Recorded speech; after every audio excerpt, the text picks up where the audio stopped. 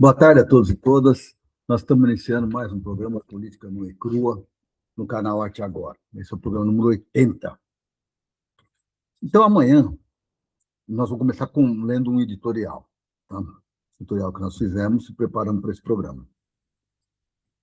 Então, amanhã estará começando mais... amanhã, dia 16 de agosto, começa oficialmente a campanha eleitoral brasileira de 2026.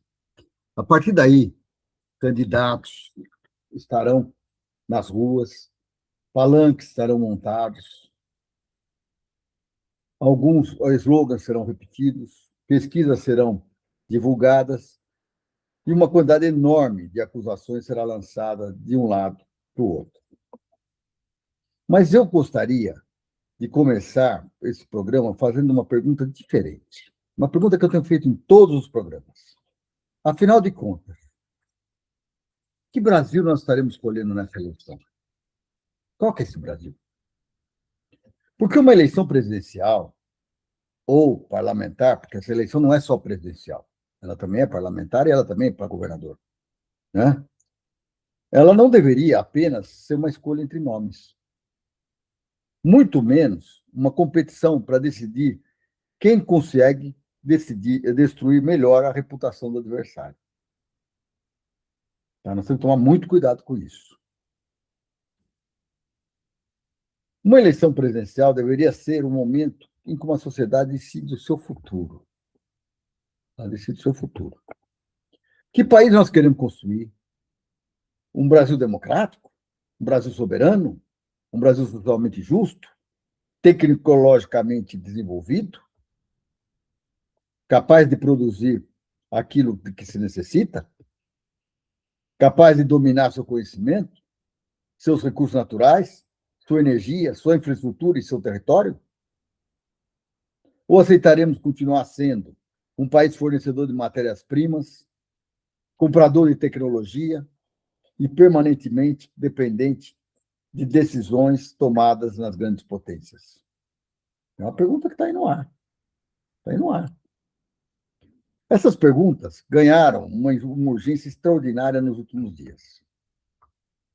O governo dos Estados Unidos acaba de divulgar um vídeo, que nós vamos mostrar aqui hoje, recuperando explicitamente a doutrina Monroe, criada há mais de 200 anos, e afirmando que o domínio norte-americano sobre o hemisfério ocidental não será novamente questionado. Não estamos falando de um documento escrito por algum pensador radical latino-americano. Estamos falando de uma mensagem divulgada pelo próprio governo dos Estados Unidos. Não é uma especulação. O próprio governo colocou essa questão. Ao mesmo tempo, Washington anuncia operações terrestres contra organizações ligadas ao narcotráfico em países latino-americanos aliados deles, e uma demonstração de força envolvendo o bombardeiro estratégico B-52 perto do Brasil foi criada, fazer pressão. Portanto, quando falarmos hoje em soberania nacional, não estamos discutindo uma palavra abstrata, estamos discutindo o direito do Brasil de decidir o seu próprio futuro. E talvez essa seja uma das questões mais importantes das eleições que começam amanhã. Por isso, hoje, em A Política Nua e Crua, vamos falar sobre eleições, mas vamos falar principalmente sobre soberania. E aí eu vou deixar uma pergunta para vocês no final desse editorial. Nós vamos escolher apenas quem governará o Brasil pelos próximos 4 anos? Ou vamos decidir também se o futuro do Brasil continuará sendo decidido pelos brasileiros? Então, depois dessa reflexão, vamos iniciar nosso programa. It's 1823. The map of the Americas is being redrawn. Spain has spent centuries amassing a new world empire stretching from Patagonia to California. Now their grip was slipping fast. One by one, Spain's colonies are declaring independence. And back in Europe, the old empires are not taking it well. They're asking themselves, what's to stop us from taking it all back? The United States had come into being mere decades ago in the Revolution. Then we fought Britain again in the War of 1812. America was concerned of the involvement of foreign empires in the New World. Now, America sensed an opportunity to establish a new order. Britain, focused on protecting its trade with the emerging nation, proposed a joint declaration with the United States to deter intervention. But Secretary of State John Quincy Adams, suspicious of British motives, convinced President James Monroe to act independently. Monroe then declared a decree to Congress, among the boldest diplomatic statements in American history. The American continents, by the free and independent condition which they have assumed and maintained, are henceforth not to be considered as subjects for future colonization by any European powers.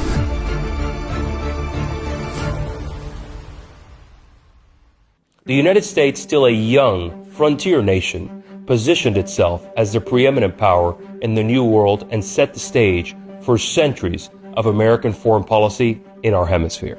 This decree transformed America's role and standing in the global order, though initially relying on the deterrence of the British Navy to enforce it. For decades, the doctrine served as a defensive shield while America expanded westward. It was invoked when the French installed an emperor in Mexico, forcing their eventual withdrawal. It shaped debates over attempted annexations like the Dominican Republic.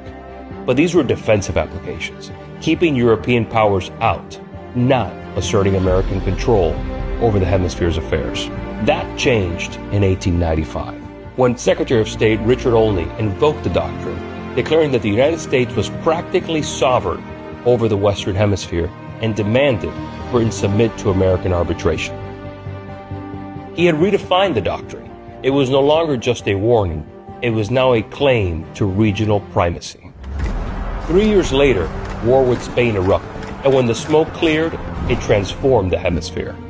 The United States expelled Spain from Cuba, seized Puerto Rico, and stepped into the world stage as a genuine imperial power with dominance over the Caribbean. Just 4 years later, that dominance was tested again. German and British warships sailed into Venezuelan waters and blockaded its ports over unpaid debts. Roosevelt intervened and declared if a Latin American nation fell into chaos or instability, the U.S. would step in and manage it. The doctrine had started as a shield. Roosevelt had just turned it into a mandate. A critical opportunity for American leadership in the Western Hemisphere came in 1903, when Panama sought independence from Colombia. Both Europe and the U.S. had long wanted a canal in Central America, allowing ships to cross from the Atlantic to the Pacific.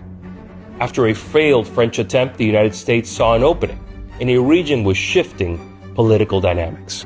The U.S. backed Panamanian independence and secured a deal to construct, operate, and defend the Panama Canal.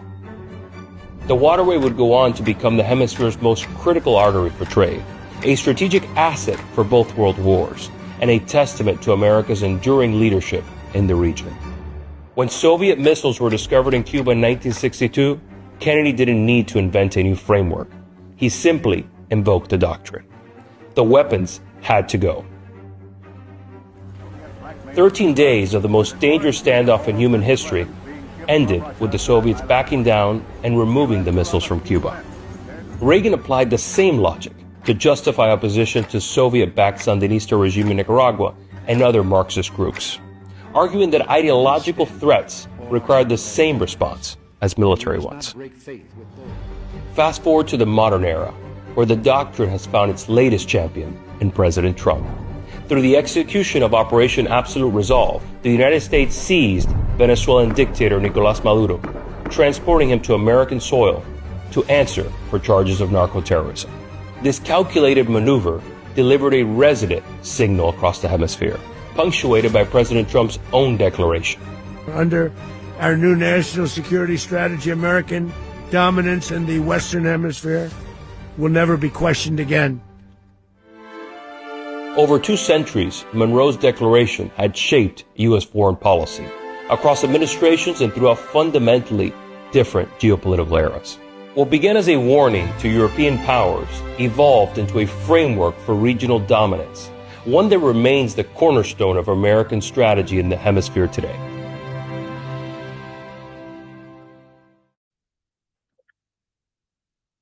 E aí, acabamos de assistir o programa, o vídeo Ameaça Americana.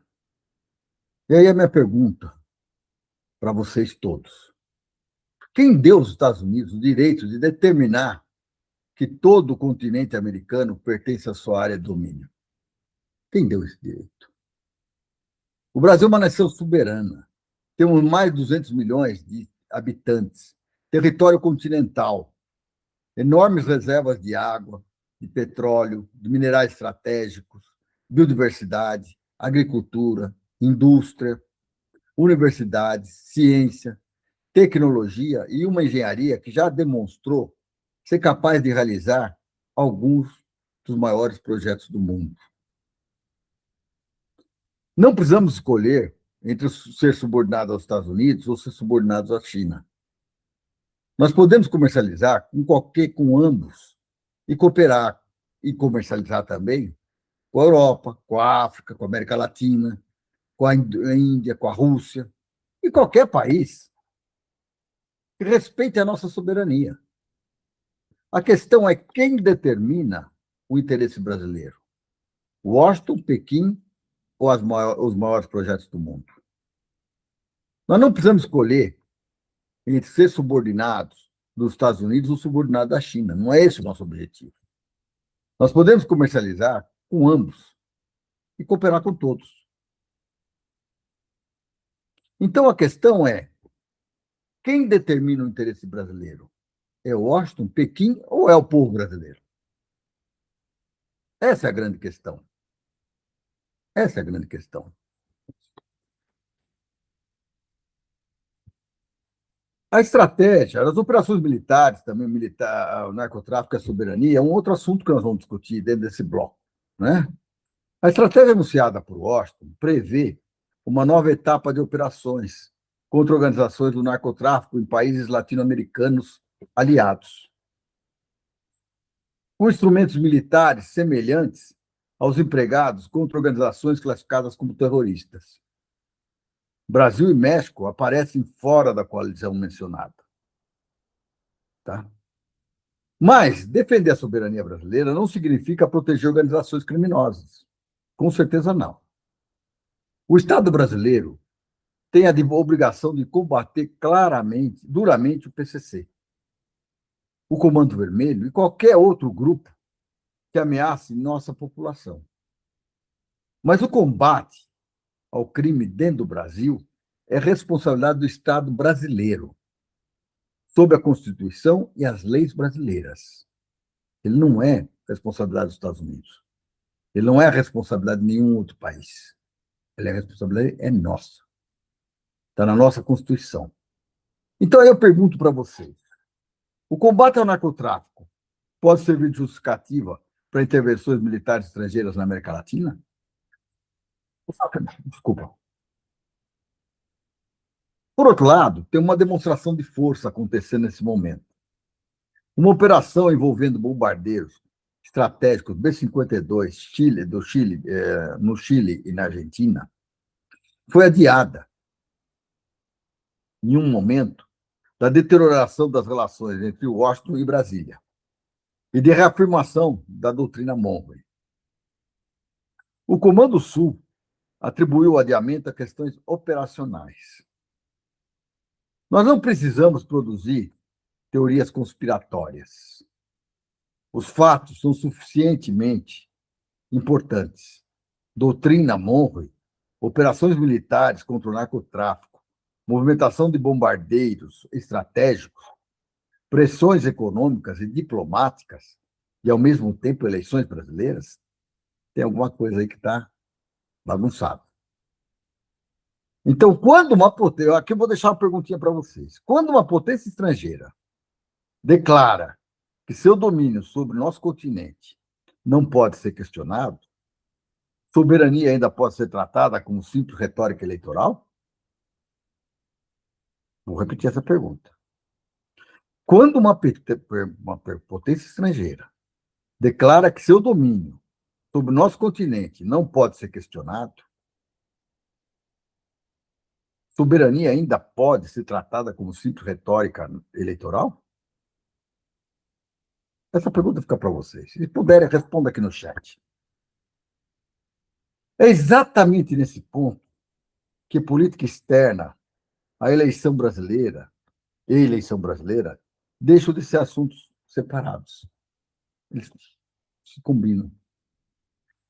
Então, essa é uma questão muito importante. E aí, a gente começa a discutir a questão da soberania, ela entra na eleição. Não tem jeito de dizer que não. Não é? Que é uma interferência externa e há uma disputa em 2026. A disputa internacional não acontece em algum lugar distante. Ele envolve o BRICS, a relação comercial do Brasil com a China, minerais estratégicos, energia, tecnologia e autonomia diplomática brasileira. Inevitavelmente chega às eleições. Então, a formulação nas eleições, Trump deseja que o Brasil volte a ser quintal dos Estados Unidos, chama atenção para a tentativa de restaurar uma zona de influência norte-americana na América Latina, diante da expansão econômica e tecnológica chinesa.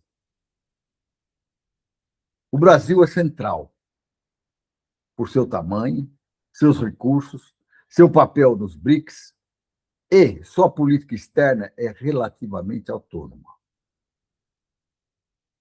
Nós não deveríamos perguntar qual candidato é pró-americano ou é pró-chinês. A gente até já sabe. A gente sabe que toda a direitalha é pró-americana. Toda ela está se propondo a entregar o Brasil. Essa é a forma pobre de formular o problema. A pergunta deveria ser: qual candidato é pró-Brasil? Quem negociará com qualquer potência a partir dos interesses nacionais? Essas são as questões. Então, qual candidato que está se apresentando é pró-Brasil? E quem vai negociar com qualquer potência a partir dos interesses nacionais? Isso vale não só para discutir presidência, também vale para discutir governador e também para senador e deputado. Porque eles acabam, de uma certa forma, influindo sobre o meio como um todo. E nós temos que estar muito atentos a isso. Então, eu vou deixar uma pergunta para vocês aqui. Nessa eleição, nós escolheremos apenas um presidente ou também o grau de autonomia do Brasil diante das grandes potências? Essa é uma questão primária. E nós vamos decidir que Brasil nós queremos. E aí, entre algumas frescuras de antipetismo, oposição, servilismo e tal, e é legítimo ser contra o Lula? É legítimo, por que não? É legítimo ser contra o PT? É, por que não? É legítimo votar em qualquer candidato? É, não, que é. É assim que a gente defende a democracia. Isso se chama democracia. Mas existe uma fronteira entre oposição política interna e apoio à pressão de um governo estrangeiro contra o seu próprio país. Aí não. Aí nós passamos o limite dessa fronteira. O tema ultrapassa dessa questão do pressão do governo estrangeiro contra o próprio país, ultrapassa Lula e Bolsonaro. A divergência interna faz parte da democracia. Desejar que uma potência estrangeira pressione o Brasil para produzir determinado resultado político interno é outra coisa. Para mim, isso se chama traição à pátria. Então, a oposição a um governo brasileiro pode justificar apoiar medidas de uma potência estrangeira contra o Brasil? Pensem nisso. Reflitam bastante sobre isso. E aí, continuando o nosso raciocínio, o Celso Amorim discute também a questão do crime organizado e a soberania. A posição do Celso Amorim está corretíssima. Separa duas coisas que alguns querem misturar, principalmente a direitália. O Brasil precisa combater organizações criminosas com toda a força da lei, mas não precisa aceitar que essa luta seja convertida em autorização jurídica ou política para ingerência estrangeira. Então, nós precisamos fazer esse combate. Mas espera aí, que outro venha fazer por nós? Não. É possível e necessário defender simultaneamente combate rigoroso ao crime organizado e defesa intransigente da soberania nacional. Uma coisa não exclui a outra. O programa Lula-Alckmin coloca a soberania, desenvolvimento, democracia, sustentabilidade e transformação produtiva entre seus eixos. Isso é importante, importantíssimo. Mas a palavra precisa ser submetida à prova das políticas concretas. Na soberania, se a soberania é realmente o eixo do programa, essa é a pergunta. Se a soberania é realmente o eixo do programa, quais políticas produzirão esta soberania? Essa pergunta tem que ser respondida pelo programa. Como será feita a reindustrialização? Qual será a política de ciência e tecnologia? Qual será o papel da engenharia, da Petrobras, das empresas públicas estratégicas? Como serão tratados energia e minerais críticos? Como reduziremos dependências tecnológicas? Como fortaleceremos a defesa sob controle democrático? E qual projeto de país liga todas essas políticas? Soberania não pode ser mais apenas um slogan. Soberania precisa virar capacidade nacional. Então, pegando esse gancho da soberania, agora nós passamos aos instrumentos que tornam um país efetivamente capaz de decidir. Tecnologia, indústria, investimento e conhecimento. E aí nós vamos falar sobre um projeto nacional de desenvolvimento. E nós começamos falando sobre uma notícia que eu vi hoje, que era, nós vamos comprar 2 supercomputadores. Isso é uma autonomia ou é uma nova dependência? O planejamento do Programa Brasileiro de Inteligência Artificial prevê investimento superior a 2 bilhões de reais em 2 grandes supercomputadores. Um associado à tecnologia norte-americana e outro à rota tecnológica chinesa. A intenção declarada é evitar dependência exclusiva e atender governos, universidades, empresas, com cláusulas ligadas à transferência de tecnologia. Esse é um bom exemplo do significado concreto de soberania. Soberania não é isolamento tecnológico. Um país soberano não precisa fabricar amanhã cada chip ou processador que utiliza, mas precisa aprender a desenvolver competências e a reduzir progressivamente dependências críticas. Então, vamos fazer uma pergunta para vocês pensarem. Vamos comprar 2 computadores ou também a oportunidade de aprender e construir os próximos? Entendeu? Essa é uma questão que tem passado por todos os nossos debates, por todos os nossos programas. Então, nós vamos comprar 2 computadores ou também a oportunidade de aprender a construir os próximos? É uma questão básica. Tecnologia importada pode resolver um problema. Conhecimento adquirido transforma uma nação. Por isso, é preciso perguntar quais centros de pesquisa participarão, quais empresas nacionais aprenderão, que propriedade intelectual será compartilhada e como a capacidade instalada chegará à sociedade. Eu acho que aqui é um ponto importantíssimo de reflexão. E nós não podemos deixar isso de lado.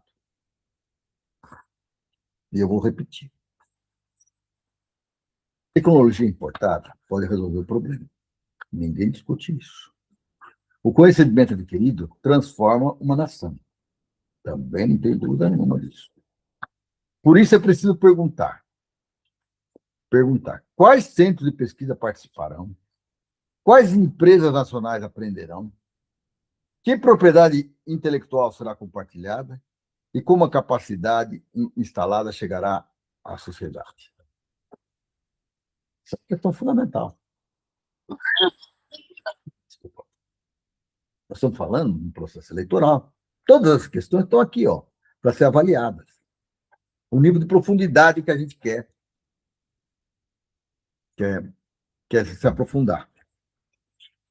E aí vem o Paulo Clias, da Hora do Povo, faz um artigo que chama O Último Mandato de Lula. E nisso aqui eu concordo muito com muitas coisas que ele coloca. O aspecto mais interessante do artigo dele é o tom. Ele não se limita a defender Lula contra a direita. Cobra Lula pela esquerda. Que é isso que nós temos que fazer. A maioria das pessoas que assistem o nosso programa tem algum vínculo com a esquerda. Sentimental, ou de partido, ou de participação em entidade de esquerda e tudo mais. Tem. Isso não tem o que discutir. Né? Então, nós também temos que fazer o nosso papel. Nós não somos apenas uma massa para eleger o Lula. Nós vamos defender o Lula, nós não temos outro candidato. Isso não tem nem dúvida disso. Tá? Mas nós temos que reconhecer dificuldades políticas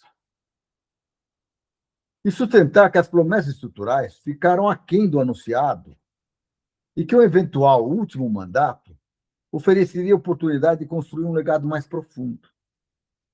Isso eu tenho falado aqui nos programas. A gente tem feito críticas durante o passar do tempo que a gente sustenta que precisa evoluir. Nós vamos criar um quarto mandato para criar um quinto mandato com outro candidato que venha realmente a completar esse processo de mudanças. Porque até agora nós não estamos mudando. Desculpa. A alavanca, a cobrança, aliás, alcança a política fiscal, investimento público, privatização não revertidas, relações de trabalho e a capacidade do Estado de coordenar a transformação produtiva. A transferência de renda é indispensável. Combater a fome é fundamental. Melhorar salários e proteger os vulneráveis é mais do que fundamental. Mas o desenvolvimento exige também transformar as estruturas produtivas. Afinal de contas, a pergunta que eu deixo para você, nós queremos administrar melhor o Brasil existente ou começar a construir o Brasil que desejamos deixar às próximas gerações? Essa é uma pergunta que eu repito a todos os programas e que nós devemos estar atentos nesse processo eleitoral. Um projeto nacional precisa reconstruir a indústria, modernizar a infraestrutura, desenvolver ciência e tecnologia, fortalecer a engenharia, elevar a produtividade e criar o trabalho qualificado. Sem isso, políticas sociais ficam vulneráveis a cada crise e a cada mudança de governo. Então, vamos deixar bem claro. Se nós não reconstruirmos a indústria, não modernizarmos a infraestrutura, não desenvolvermos a ciência, a tecnologia, não fortalecermos a engenharia, não elevar a produtividade e criar um trabalho qualificado, as políticas sociais ficam vulneráveis a cada crise e a cada mudança de governo. Então, está na hora de mudar. Vamos mudar para valer. Eu até desculpo um pouco este mandato, porque esse mandato tratava de reconstruir a terra arrasada que existia, mas para o próximo a gente tem que avançar. E aí, a gente vai discutir um assunto que também é muito complicado para nós, né? Mas que a gente tem que atacar, que é juros, dívida pública e desenvolvimento. Quase metade da dívida pública federal voltou a estar vinculada à Selic. Quando os juros sobem, não encarece apenas o crédito para famílias e empresas, aumentam rapidamente o custo da própria dívida pública e comprimem a capacidade de investimento no Estado. Aí você fala, mas reduziu. Reduziu o quê? 0,25? Isso não representa muito. Para o nível tão alto que a gente está praticando, nós estamos, sim, prejudicando o país. E aí vem o pessoal, não, porque a dívida nunca teve tão alta. Lógico, 1,2 trilhão foi para pagar juros de dívida. Por que é isso aí? Porque existe uma política do Banco Central dizendo que a Selic é 14%, por uma inflação de 4%. Opa, nenhum país do mundo faz isso. Então, está subindo rapidamente o custo da dívida pública e comprime a capacidade de investimento do Estado. E aí vem gente do próprio governo hoje dizer que quer manter esse arcabouço fiscal, que quer manter as políticas fiscais, que quer manter Banco Central independente. Está na hora da gente discutir essa questão com seriedade. Quando a gente fala em responsabilidade fiscal, o debate costuma começar por das despesas sociais, aposentadoria, salários, investimentos. É preciso incluir também o custo fiscal dos juros e perguntar quem se beneficia e quem paga por essa escolha. Isso é fundamental. É fundamental a gente fazer essa pergunta. Então, eu vou deixar para vocês 2 perguntas. A primeira delas é: por que nós discutimos tanto o custo dos investimentos públicos e tão pouco o custo dos juros? A gente vê de vez em quando, fazendo umas bravatas, mas efetivamente atuando na questão dos juros. A gente vê alguma coisa? Não, não. Como é que nós vamos realizar a reindustrialização, a infraestrutura, a ciência, a tecnologia e a transição energética com investimento permanentemente comprimido? Afinal de contas, temos que pagar juros para rentista. Percebe? 1 trilhão, que não seja 1 trilhão, vai que seja 700 milhões, vai? 700 bilhões. Investido em reindustrialização, infraestrutura, ciência, tecnologia, transição energética, faria muita diferença nesse país. Mas muito. Este é um debate econômico, mas também um debate de soberania. Nós não podemos esquecer isso. Um país sem capacidade de investir perde a liberdade para escolher o seu futuro. Isso que precisa ficar claro para vocês. Quer dizer, um país que não tem capacidade de investir, ele perde a liberdade para escolher o seu futuro. Ele fica dependente.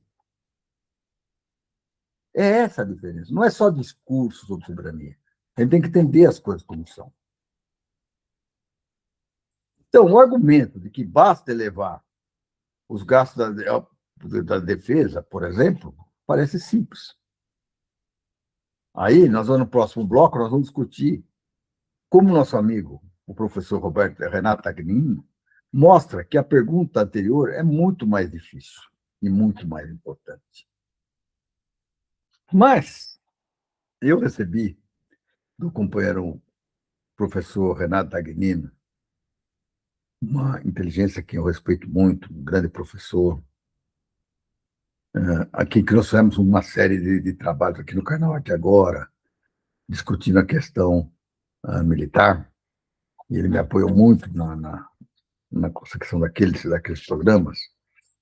Então, eu recebi um artigo publicado na Terra Redonda, se não me engano é esse o nome da revista, que se chama A Igreja e o Submarino. O que nós temos que ver com a igreja e o submarino? Tudo. Então, ele começa dizendo assim: a igreja está eternamente em construção. Ele faz uma provocação sobre defesa, ciência, tecnologia e desenvolvimento. A metáfora de a igreja e o submarino ajuda a enxergar como grandes programas tecnológicos podem adquirir uma lógica própria. Imagine uma igreja que permanece permanentemente em construção. Sempre falta uma torre, depois um altar, e em seguida outra reforma. A obra nunca termina, e a sua própria incompletude se converte na justificativa para continuar recebendo recursos. O submarino, e por extensão satélite, míssil, drone e outros grandes sistemas, entra nessa metáfora. A questão não é negar de saída sua utilidade, mas impedir que a continuidade do programa seja justificada apenas por sua própria existência. Sem avaliação permanente da missão, o custo, alternativas e benefícios nacionais. Então, eu deixo uma pergunta aqui para vocês. Eu estou provocando vocês, que eu quero ter esse retorno. Um grande projeto tecnológico existe para cumprir uma missão nacional ou a missão passa a existir para justificar o projeto? Não é uma questão interessante? Então, um grande projeto tecnológico existe para cumprir sua missão nacional ou a missão passa a existir para justificar o processo?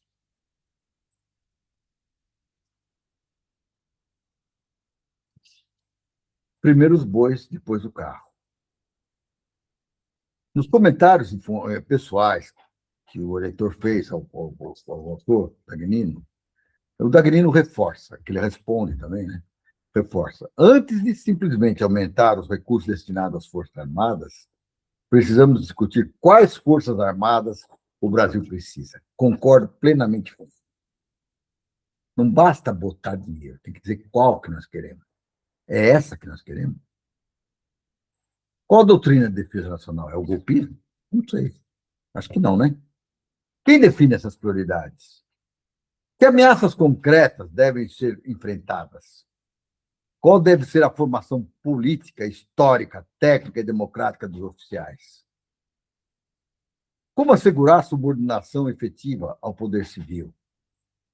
Que projeto nacional essas Forças Armadas devem defender? São perguntas. Quer que eu coloque de novo? Qual é a doutrina de defesa nacional? Quem define as prioridades? Que ameaças concretas devem ser enfrentadas? Qual deve ser a formação política, histórica, técnica e democrática dos oficiais? Como assegurar a subordinação efetiva ao poder civil? Que projeto nacional essas Forças Armadas devem defender? Eu refiz para que vocês pensassem. Somente depois dessas respostas, devemos perguntar quais equipamentos e tecnologias são necessários e quanto investir. Caso contrário, colocamos o carro na frente da coisa. E aí eu pergunto para vocês: mais dinheiro para a defesa resolve o problema? Ou antes devemos definir missão, doutrina, formação e controle democrático? A questão que obriga a gente a pensar. Não basta botar dinheiro. Né? Nós vamos ter que definir qual a missão, qual a doutrina, a formação e o controle democrático. Temos que ter um corpo preparado para isso. E aí a gente tem que falar em reforma das Forças Armadas e controle civil. A reforma não pode limitar-se a trocar comandos ou editar documentos. É isso que a gente tem visto até agora. Ela envolve currículos das academias, leitura crítica da história brasileira, cultura institucional, critérios de promoção, transparência orçamentária, capacidade técnica do Ministério da Defesa e autoridade real do Poder Civil eleito. Também exige recuperar o sentido constitucional das Forças Armadas, como instituições de Estado e não como árbitros da política. Também é outra questão importante. Exige recuperar o sentido constitucional das Forças Armadas como instituição de Estado e não como árbitro da política. Defesa da soberania e defesa da democracia precisam fazer parte da mesma doutrina. Não cabe as Forças Armadas para poder na política, nem tomar partido, nem planejar golpes. E aí, o Dagnino faz a crítica ao spin-off com muita clareza e muita coisa. É comum afirmar que investimentos militares em alta tecnologia transbordam automaticamente para a economia civil, chamado spin-off. Essa transferência pode ocorrer, mas não é automática. Não é automática. É papo para dormir, para dizer que não é automática. Se o conhecimento permanece encapsulado, depende de fornecedores estrangeiros, não circula por universidades e cadeias produtivas nacionais, não gera empresas brasileiras e não cria domínio tecnológico local.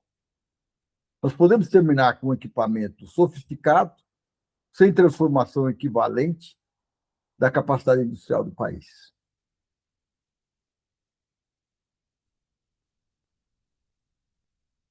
Depois de construir o submarino, que conhecimento ficou no Brasil?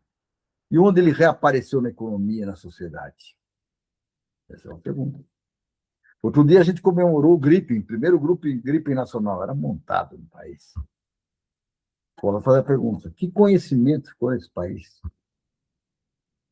Será que se nós entrarmos num processo de disputa territorial, qualquer coisa, por um simples comando de internet, não se para esse Gripen no chão? E que capacidade nós temos de levantá-lo? Então, a pergunta é: quais empresas aprenderam? Quais universidades participaram? Que tecnologias alcançaram usos civis? Que novos produtos surgiram? Que competências nacionais foram criadas e preservadas? Esses indicadores precisam estar no centro da avaliação pública. Então, isso é fundamental. É fundamental a gente ter essa análise e ter essa observação. Tá? E aí, o Dagnino chama atenção para os padres bem-intencionados. O comentário particular de Dagnino acrescenta uma camada decisiva. Mesmo uma reforma democrática das Forças Armadas não eliminaria automaticamente o problema das igrejas. Até padres bem-intencionados podem continuar construindo igrejas. Ou seja, mesmo instituições comprometidas com a democracia podem reproduzir programas tecnologicamente fascinantes, institucionalmente convenientes e economicamente permanentes, mas pouco conectados às necessidades reais da defesa e do desenvolvimento. A crítica, portanto, não é apenas aos militares. É a política tecnológica orientada pela instituição que recebe o recurso, em vez de pelo projeto nacional que deveria orientar o recurso. Então, vou repetir essa frase. A crítica não é apenas aos militares. É a política tecnológica orientada pela instituição que recebe o recurso em vez de pelo projeto nacional que deveria orientar o recurso. Então, vou deixar para vocês uma pergunta, que é uma pergunta mais correta. A pergunta correta é: quanto gastar em defesa ou qual defesa precisamos para o Brasil que pretendemos construir? Quer que eu pergunte de novo? A pergunta é: quanto gastar em defesa ou qual defesa precisamos para o Brasil que pretendemos construir? Hoje, muita gente se ilude, põe mais 0,5% do PIB, mas não sei o quê. Mas respondeu essa pergunta? Qual que é a defesa que nós precisamos para o Brasil que pretendemos construir? Uma coisa me inquieta muito. Inquieta muito. Hoje, o maior inimigo que nós temos, que está atuando na questão tarifária, está querendo interferir nas nossas eleições, está querendo interferir na nossa vida, está querendo impor, é os Estados Unidos da América. E as Forças Armadas são umbilicalmente ligadas a eles. Adianta botar dinheiro, eles vão comprar produtos de lá, não vão desenvolver tecnologia aqui, não vão desenvolver universidades, não vão desenvolver fabricantes, E na hora que tivermos algum problema, como eles estão aí, com B-52 aí no Chile, ameaçando as eleições, ameaçando o processo, daqui a pouco bota a frota X aqui nas nossas costas e tudo mais. E nós vamos falar o quê? Nós não sabemos que defesa a gente precisa para o Brasil e o que nós pretendemos construir. Então, é uma questão a ser vista. E aí me chama a atenção uma notícia que eu peguei também lá no Hora do Povo. Álvaro Alberto e a soberania nuclear. A trajetória do almirante Álvaro Alberto criou uma ponte histórica poderosa. Primeiro presidente do Conselho Nacional de Pesquisa, atual CNPq, ele defendia que a exportação brasileira de minerais estratégicos fosse acompanhada de compensações tecnológicas. O Brasil forneceria recursos, mas deveria receber conhecimento e capacidade nuclear. Bom, parece que é isso que a gente está discutindo agora, né? Terras novas, né? Terras raras, né? Parece que é isso. É a mesma coisa. A lógica permanece atual. Não basta exportar a riqueza mineral e importar a preços altos os produtos tecnológicos fabricados com ela. Terras raras, lítio, nióbio, minerais críticos, semicondutores, inteligência artificial e energia nuclear recolocam a mesma questão do século XXI, no século XXI. Nós continuaremos exportando recursos estratégicos ou vamos usá-los para adquirir conhecimento e construir capacidade tecnológica nacional? Essa é a pergunta final. Nós continuaremos exportando recursos estratégicos ou nós vamos usá-los para adquirir conhecimento e construir capacidade tecnológica nacional? A soberania tecnológica só faz sentido se produzir vida melhor. É nas cidades, no trabalho, na demografia e nas instituições que um projeto nacional mostra seu resultado concreto. E aí, nesse bloco, nós vamos discutir o Brasil concreto e o futuro. Engenharia e cidades, instrumentos que não cumprem promessas. O Brasil possui uma legislação urbanística sofisticada. A Constituição de 88, o Estatuto da Cidade, a função social da propriedade, as leis, o IPTU progressivo e a outorga onerosa. Mesmo assim, nossas cidades permanecem profundamente desiguais. O paradoxo mostra que ter instrumentos corretos não produz automaticamente resultados. Quando o financiamento da política urbana depende da própria valorização imobiliária, o Estado pode tornar-se dependente da dinâmica especulativa que deveria regular. Então, eu vou fazer duas perguntas para vocês. Quem é que está planejando nossas cidades? O poder público ou a rentabilidade imobiliária? Essa é a primeira. A segunda, uma lei progressista continua progressista quando sua aplicação é comandada pela lógica financeira que pretendia disciplinar? Engenharia não é apenas obra.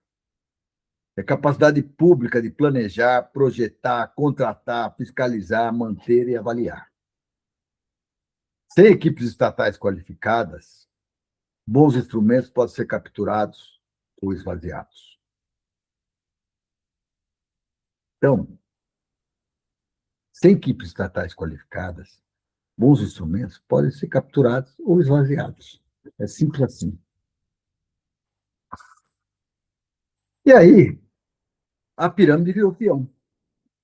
A pirâmide demográfica brasileira está mudando de forma. Em breve haverá mais pessoas acima de 60 anos do que crianças e adolescentes abaixo dos 15.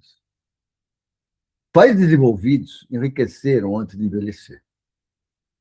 O Brasil corre o risco de envelhecer antes de alcançar alta produtividade e renda. Isso não é apenas previdência. É saúde pública, cuidado, urbanismo, transporte, habitação, mercado de trabalho, educação ao longo da vida, automação e tecnologia. E aí, o país vai cuidar de uma população envelhecida se não aumentarmos drasticamente essa nossa produtividade e nossa capacidade de produzir riqueza? Qual país que vai fazer isso? Não é exatamente por isso que desenvolvimento tecnológico e reindustrialização precisam ser discutidos agora, já, e não ficar só no verbo? E aí, eu vi uma reportagem, uma reflexão do Martin Schultz, né? E ele disse que a esquerda é a obrigação de oferecer futuro. Ele faz uma reflexão extremamente útil. Setores progressistas se acostumaram a comunicar ameaças, perdas e riscos, enquanto a direita oferece uma promessa de mudança. Ainda que destrutiva, tá? Mas eles fazem, eles propõem mudança. Para destruir, mas eles fazem. Uma política de futuro não pode limitar-se a dizer aquilo contra o que é. Mesmo diante da inteligência artificial, não basta falar de substituição do trabalhador. É preciso mostrar como a tecnologia pode melhorar saúde, mobilidade, serviços públicos, produtividade e tempo de vida.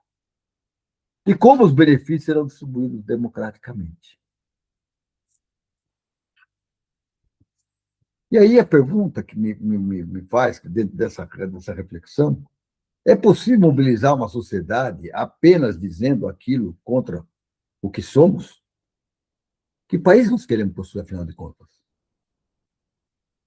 Então, aqui vem a minha pergunta e na minha ansiedade. Quer dizer, nós apenas dizemos aquilo que nós somos contra. Mas, afinal de contas, que país nós pretendemos construir? Ousado, né? Como a gente envelheceu. A juventude, uma parte da juventude que conviveu comigo na geração 68, não pensava em que país nós queríamos construir. Hoje, a gente se acomodou. E espera que as mudanças aconteçam naturalmente. E, naturalmente, elas não vão a lugar nenhum. Porque as pressões dos lobbies financeiros, do mercado, das classes dominantes, ela é muito mais forte que qualquer coisa. E aí nós vamos ficar mas nós somos contra. Só isso é pouco. Nós temos que dizer que país nós queremos construir. E aí tem um outro assunto que passou essa semana pela gente, que me chamou muita atenção e criou uma certa burburinho na imprensa, né? Que o STF ameaças à liberdade de imprensa. A posição atribuída a Edson Fachin combina solidariamente a Flávio Dino diante das ameaças. Defesa da investigação rigorosa e a reafirmação da proteção constitucional à liberdade de imprensa e ao sigilo da fonte. Alexandre de Moraes sustenta que o sigilo não pode proteger atividades criminosas. Eu concordo com ele. O ponto exige equilíbrio institucional. Autoridades devem ser protegidas contra ameaças reais. Ao mesmo tempo, a investigação não pode ultrapassar a fronteira que preserva a atividade jornalística, o contraditório e o controle democrático do poder. Como é que nós vamos investigar crimes e proteger autoridades sem fragilizar a liberdade da imprensa e o sigilo da fonte? O que me chamou a atenção um pouco nesse caso do Dino foi que fizeram uma série criaram uma série de situações de ficar fuçando na vida do Dino, abrindo documentos que não poderiam abrir e tudo mais. Isso aí não é legal. Não é legal. Não é por causa que então uma fonte criminosa eu posso aceitar. ela tem que cumprir o papel dela. Ela não pode ficar submetida a um sigilo, né? Vamos falar com a imprensa, mas a imprensa tem tanta responsabilidade também em garantir que as fontes sejam de boa qualidade, né? E aí nós vamos falar um pouco sobre emenda parlamentar e capacidade de governar. As emendas parlamentares ganharam volume e centralidade, mas o debate não pode se resumir a uma disputa entre Congresso e Executivo. A questão é saber se recursos públicos seguem um planejamento nacional, transparente, ou uma soma de decisões fragmentadas, com rastreabilidade insuficiente e pouca avaliação de resultados. Emendas podem atender necessidades locais legítimas. Não discuto isso, não, pode mesmo. O problema surge quando substituem políticas universais, enfraquece a coordenação federativa, tornam o orçamento opaco ou converte investimento público em moeda permanente do poder público. Afinal de contas, quem define as prioridades do orçamento? Um projeto público de longo prazo ou a fragmentação de interesses sem transparência e avaliação? Isso é uma pergunta séria. E para a gente terminar essa parte política ainda, depois ainda vou fazer mais um bloco, mas aí eu vou entrar mais na questão final das eleições, né? Eu vou falar um pouco sobre Fidel, sobre Cuba e a soberania latino-americana. A lembrança que Fidel Castro recoloca a lembrança de Fidel Castro recoloca uma tradição latino-americana de resistência à tutela externa. Não é necessário ignorar contradições históricas, nem transformar qualquer liderança em figura intocável para reconhecer que soberania foi uma questão estruturante para Cuba e para todo o continente. A lição relevante para o Brasil não é copiar modelos, é afirmar o direito de cada povo decidir seu caminho, sem bloqueios, golpes, negligências ou ameaças militares. E construir cooperação latino-americana baseada em autonomia, paz e desenvolvimento. E aí eu pergunto para vocês, a América Latina continuará sendo tratada como área de domínio de uma potência ou poderá agir como comunidade de povos soberanos? Está aí uma questão. Está certo os bloqueios que os Estados Unidos estão fazendo para Cuba? Está certo os tarifaços que estão fazendo contra o Brasil? Está certo? Esse programa tem uma finalidade, fazer a gente refletir um pouco. Tá? E aí eu volto à questão das eleições. Porque amanhã, afinal de contas, começa a campanha. Depois de todos esses temas, é preciso voltar ao lugar onde uma candidatura escolheu fazer sua caminhada, iniciar sua caminhada. E perguntar o que esse país, o que esse gesto, né, pode significar para o futuro. É importantíssimo. Então, a campanha começa amanhã. E o primeiro dia da campanha foi escolhido por vários candidatos para conversar em cada lugar onde lhe aprazia, né? Então, 16 de agosto começa oficialmente a campanha eleitoral de 2026, com atos espalhados por todo o país. Os candidatos escolherão lugares, imagens, símbolos para apresentar suas narrativas. O Lula inicia sua campanha no estádio 1º de Maio, na Vila Euclides, em São Bernardo do Campo. E eu vou chamar um pouco a atenção para vocês para isso. Primeiro, São Bernardo do Campo é a cidade onde ele começou a surgir politicamente. São Bernardo do Campo é a cidade que apoiou os movimentos grevistas da época. Ah, como apoiou? De que jeito que apoiou? Simples. Para você manter a greve, você precisava de um fundo de greve. Você precisava de ter apoio da população. Você precisaria de que a população não baixasse a cabeça as forças da ditadura militar que estavam jogando contra a greve, que você demonstrasse essa preocupação. E São Bernardo fez isso. Ou não foi isso que aconteceu no 1º de maio de 1980?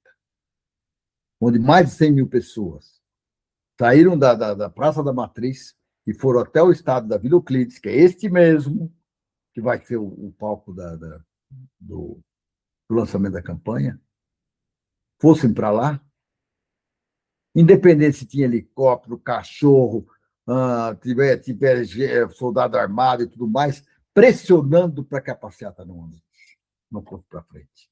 E o povo ali foi unido, forte. E a cidade, firme e forte, colaborando com os fundos de greve e com tudo mais. Teve uma simbiose entre trabalhadores, entre organizações sociais e a população. Uma das poucas vezes que eu vi isso no Brasil. Uma das poucas vezes. E olha, eu era morador de São Bernardo. Eu morava a uma distância que não era muito grande. Talvez a 1 quilômetro de distância da Matriz, que era o ponto central. E meus filhos passaram sentindo o cheiro de gás lacrimogêneo pelo menos 40 dias. Porque todo dia havia repressão. Mas a cidade não baixou a cabeça.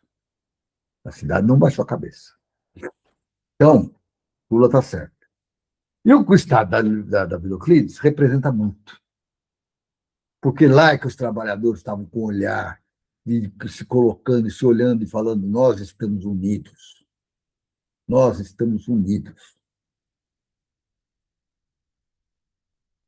Essa foi a questão que fez com que a gente fosse para frente.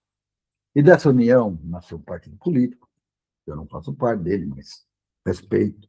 Nasceu uma série de movimentos e nasceu um trabalho todo que ajudou a modificar esse país.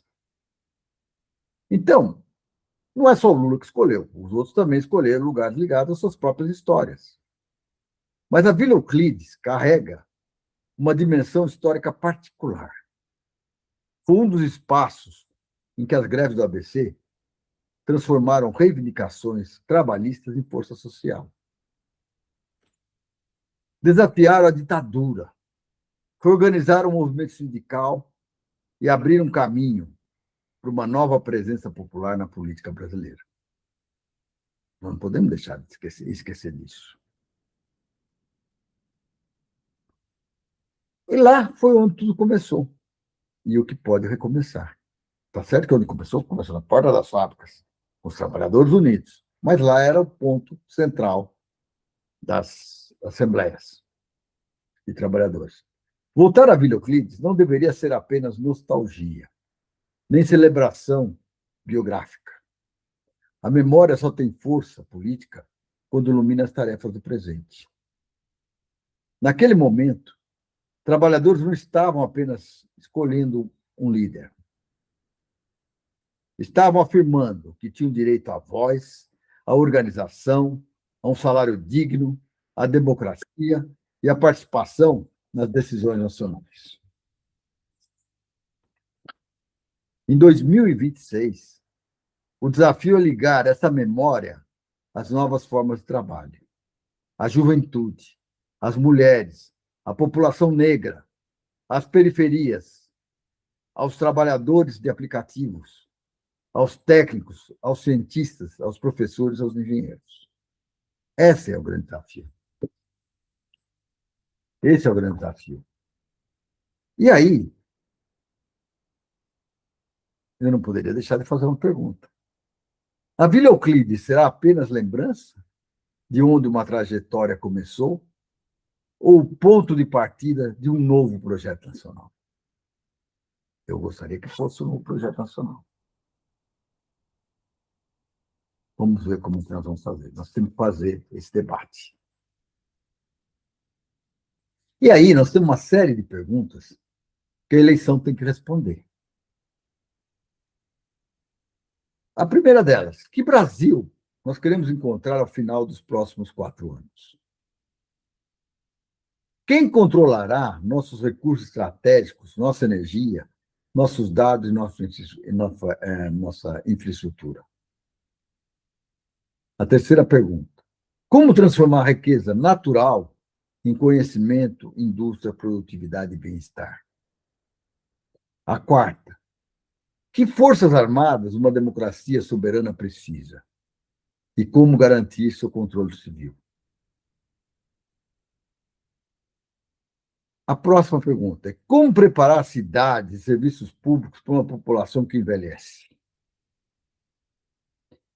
A outra: como proteger as liberdades de imprensa, enfrentar o crime e preservar as garantias democráticas?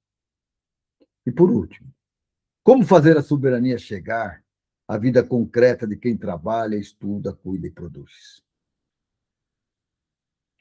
Você vê que nessas perguntas a gente acabou resumindo os assuntos que nós tratamos no programa de hoje. E eu gostaria que vocês refletissem muito sobre isso. E, afinal de contas, a campanha começa amanhã. Durante os próximos meses, nós ouviremos promessas, acusações e números. Mas não podemos permitir que o ruído esconda a escolha essencial. Não vamos decidir apenas quem vai ocupar o Palácio do Planalto. Vamos decidir se o Brasil terá projeto, capacidade e coragem para construir o próprio futuro. E aí, nós temos que estar atentos. Nós não vamos eleger só presidente da República. Nós vamos eleger presidentes, governadores, senadores, deputados federais e deputados estaduais. Isso é um conjunto. Então, nós vamos decidir com essa gente, esses representantes, se o país terá um projeto, capacidade e coragem para construir o próprio futuro. Então, muito cuidado com isso. Muito cuidado com o seu voto. Soberania não é fechar o país. É abrir-se ao mundo sem ajoelhar-se diante de ninguém. É cooperar sem subordinar, sem subordinação. É transformar recursos em conhecimento. Conhecimento em capacidades. Capacidade em dignidade para o povo. Democracia não é apenas votar. É garantir que as decisões nacionais pertençam aos brasileiros e que o desenvolvimento sirva à maioria. Estou correto? Que a campanha que começa amanhã seja uma disputa verdadeira sobre o futuro. E não apenas uma guerra de nomes, ressentimentos e notícias falsas. Então, este foi o programa A Política Nua e Crua de hoje. Eu quero agradecer a vocês pela companhia. Espero vocês no nosso próximo programa. E digo para vocês, a luta continua. Até o próximo programa.